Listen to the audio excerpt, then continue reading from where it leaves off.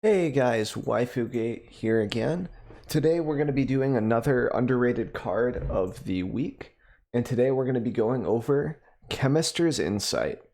So a lot of people used to run this back in like 2018 when the card sort of first came out, but it fell off in popularity because people started to run more things like Narset for card advantage, and it just fell off of popularity in general for the meta. Recently, we've seen some U-White Yorion lists kind of include Chemister's Insight with the whole banned and restricted stuff. Maybe we'll see less Chemister's Insight, but overall, I feel like it's not that popular of a card, but that it has a lot of good outlets and a lot of good fits in decks, and people have just kind of forgotten about it.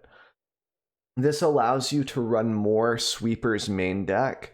It allows you to run more lands, which is super important in control lists, especially if you're ramping with like Bant Ramp. And not only that, but it allows you to have something to do with your open mana after you've threatened to hold up a counter spell.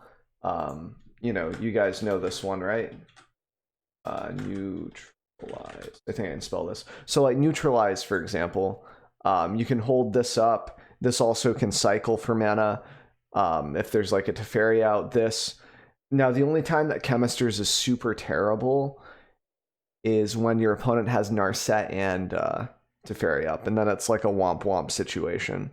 You can't really cast it to draw cards at that point. If your opponent simply has a Narset, you can pay 4 mana to draw 1 card on their turn. And this is just a terrible deal. But aside from those situations, hopefully, if you're running this type of a list, you can at least contest a Teferi or a Narset so that you can still draw your cards. But the main point is that you're able to dump cards that aren't necessarily useful for yourself and draw more, because it is about card advantage now, especially since like Agent of Treachery is banned.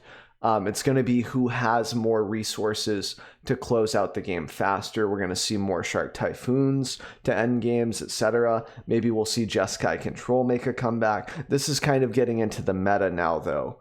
Not really talking about the card at hand here, Chemister's Insight.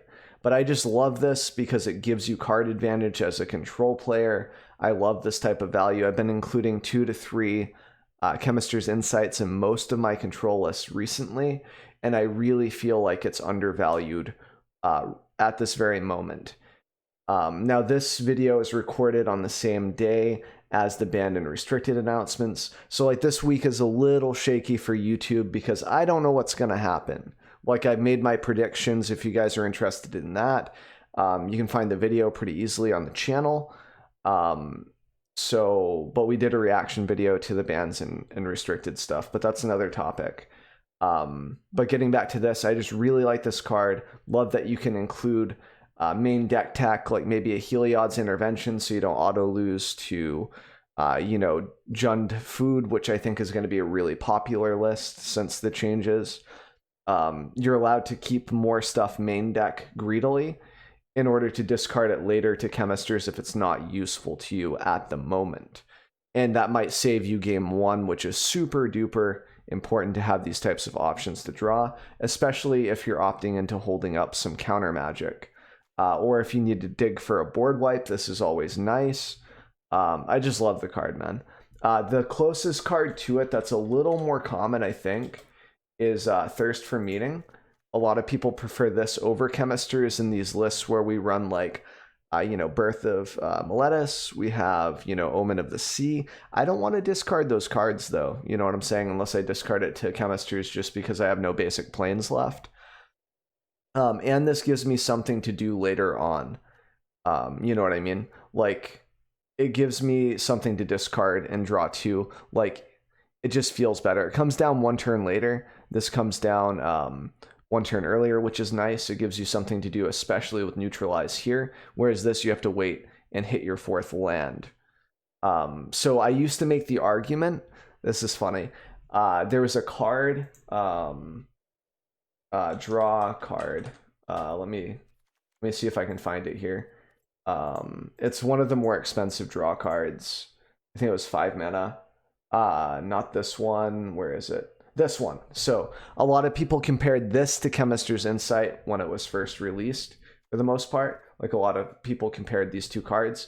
And the reasoning behind this that I gave, that I liked Chemister's Insight more than this, is because I needed to get to 5 lands first before I could dig for more resources, right? This can come down 1 turn earlier than this, so I can hit my land drops. All I have to do to make it my 5th land drop is to get to 4, and then I can probably Chemisters to hit the board wipe or whatever that I need to hit. This is the same type of argument, like, why isn't Thirst better because I can cast it 1 turn earlier? And my reasoning behind Chemisters being better is because it has recursion. This is weaker, however, if you're including cards like Grafdigger's Cage in your decks for sideboard tech. Maybe less so now because Agent's not a big deal, like Luca Fires, etc. is gone.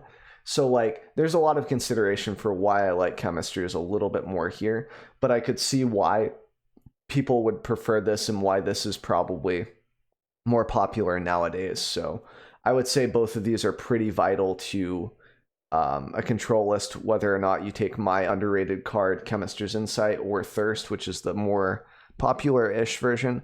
I'm going through the data that I'm pulling this from in regards to popularity and stuff is primarily behind what I've seen on the ladder, what I've seen on MTG Goldfish. It's not hard, concrete evidence that this card is more popular than Chemisters. It's just my speculations, just to throw that out there. So hopefully this video was helpful. We do one of these each week, weekly underrated card of the week. If you guys have any suggestions on the next underrated card, maybe if you experienced something during the week that just blew you out and you want to share it, I can do a review on that card as well, potentially, if it strikes my interest and our perspective sort of lines up a little.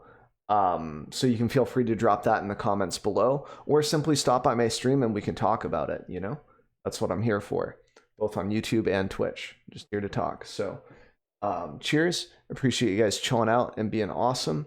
And I hope that this was helpful, and I will catch you guys for the next video.